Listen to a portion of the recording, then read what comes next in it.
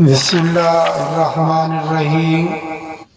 آج کا جو ہمارا موضوع وہ حضرت ہود علیہ السلام کے بارے میں ہے۔ حضرت ہود علیہ السلام کا ذکر قرآن شریف میں بار بار آتا ہے۔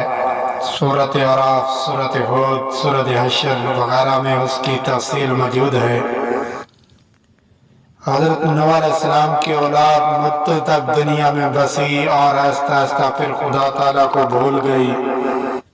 شیطان نے پھر ان کو بہکا کر بتوں کی پوجا پر لگا دیا۔ خدا تعالیٰ نے جو اپنے بندوں پر بڑا رحم کرنے والا ہے،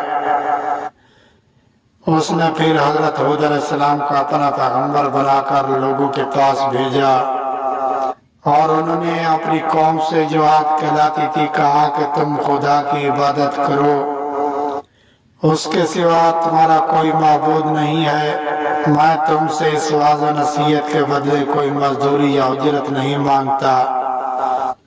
مجھے اس کا بدلہ تو وہ دے گا جس نے مجھے پیدا کیا ہے۔ اور اے میری قوم، تم اپنے رب سے بخشش مانگو اور ان سے توبہ کرو، تمہارے لیے مینہ برسائے گا جس سے تمہارے کھیت اور باغات اچھے ہوں گے اور تمہاری طاقت بہت بڑھا دے گا۔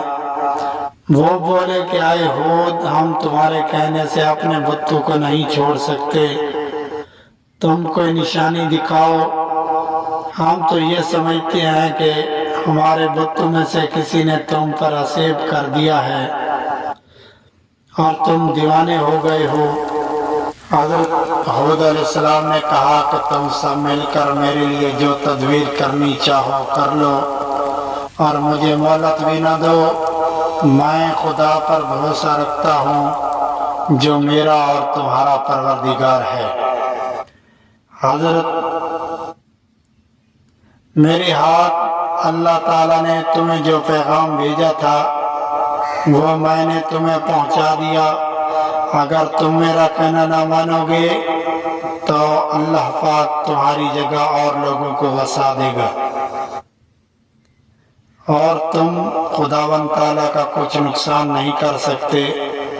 اس پر ان کی قوم نے کہا کہ روز تو ہمیں خدا کے عذاب سے ڈراتا ہے، جا اپنے خدا سے کہے کہ ہم پر عذاب نازل کر دے اور اس میں ہرگز دیر نہ کرے۔ حضرت ہود علیہ السلام پر جو ایمان لائے تھے وہ غریب اور کمزور تھے، اور جو کافر تھے وہ مالدار اور سردار تھے۔ ان سب نے حضرت ہود علیہ السلام کا مذاق اڑایا۔ آسمان پر ایک بادل نمودار ہوا جسے دیکھ کر یہ سمجھے کہ بارش ہونے والی ہے۔ حضرت ہود علیہ السلام کو اللہ تعالیٰ نے جو بتا دیا تھا کہ یہ عذاب ہے، چنانچہ وہ ایماندار لوگوں کو لے کر بستی سے باہر چلے گئے۔ اس بادل کے بعد آندھی آئی جو 8 دن اور 7 رات تک متواتر چلتی رہی، یہاں تک کہ سب کافر مر گئے اور نیست و نابود ہو گئے۔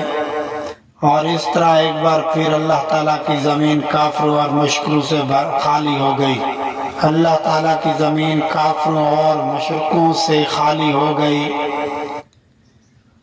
اگر ویڈیو اچھی لگی ہو تو ہمارے چینل کو اور سبسکرائب اور بیل آئیکن کو ضرور پریس کرنا تاکہ ہماری ہر آنے والی ویڈیو سب سے پہلے آپ کو مل سکے۔ اللہ کا حامی ناصر ہو، اللہ نگہبان۔